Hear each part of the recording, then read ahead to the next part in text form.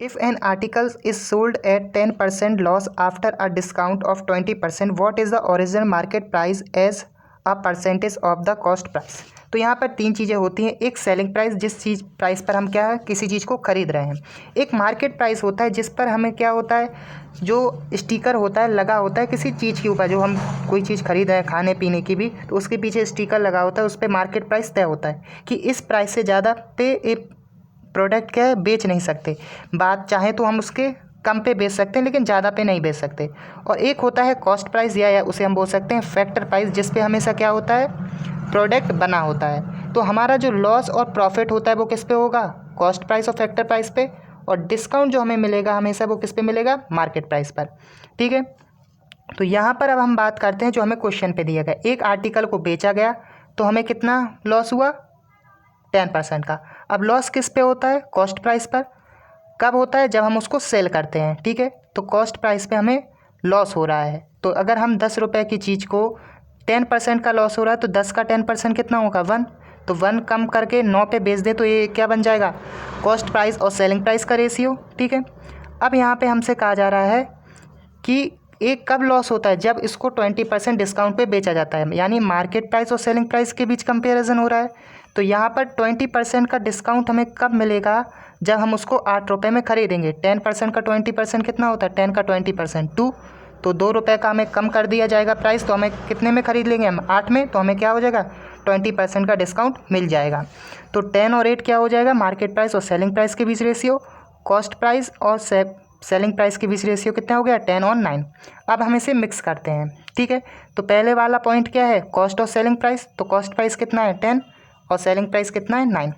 Second वाली line में market price और सेलिंग प्राइस के बीच आ रही है। मार्केट प्राइस कितना है, 8, 10, और सेलिंग प्राइस कितना है, 8।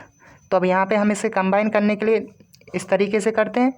तो 10 8 जा 80, 9 8 जा 72, और 9 10 जा 90। तो मार्केट प्राइस 90 है, कॉस्ट प्राइस 80 है, और सेलिंग प्राइस क्या है, 72।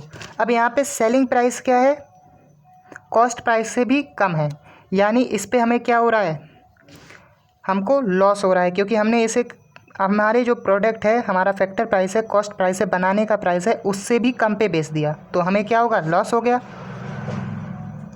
तो यहाँ पे हमें कहा जा रहा है कि ओरिजिनल मार्केट प्राइस क्या होगा, कॉस्ट प्राइस के अकॉर्डिंग। तो हमारा कॉस्ट प्राइस से मार्केट प्राइस कितना ज़्यादा है, 10 ज़्यादा है,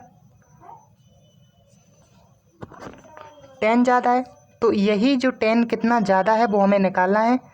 तो 10 हो गया, 10 ज़्यादा है, तो 10/80 किस पे ज़्यादा है, कॉस्ट प्राइस पर। तो इसका परसेंटेज हमें निकालना है। तो ये 0 से 0 कट जाएगा, 100/8। तो अब इसको डिवाइड करेंगे। ठीक है, तो इसको हम डिवाइड करेंगे तो कितना बनेगा, पहले तो 1 कट जाएगा, फिर 20 बचेगा 60, और फिर 0.5, तो 12.5। तो ये जो 10 हमारा जो ज़्यादा है इससे वो कितना है, 12.5 है। तो यहाँ पे 12.5 आपको कहाँ दिख रहा है, ए दिख रहा है। तो ऑप्शन नंबर डी क्या होगा, करेक्ट। अब आप देखेंगे कि यहाँ पे 112.5 लिखा है, तो हमने 12.5 से कैसे माना, तो क्योंकि ए जो 10 ज़्यादा है, ए है सिर्फ 12.5%, लेकिन कॉस्ट प्राइस अपने आप में तो एक 100% है ना। तो हमें ये निकालना था कि जो मार्केट प्राइस है वो कॉस्ट प्राइस का कितना परसेंट है। तो ये कितना परसेंट है, 112.5% है। कैसे, क्योंकि 80 तो वो खुद का ही था, और जो 10% जो खुद से ज़्यादा था वो कितना था, 12.5% खुद का। तो दोनों को मिला के 112.5% हो जाएगा।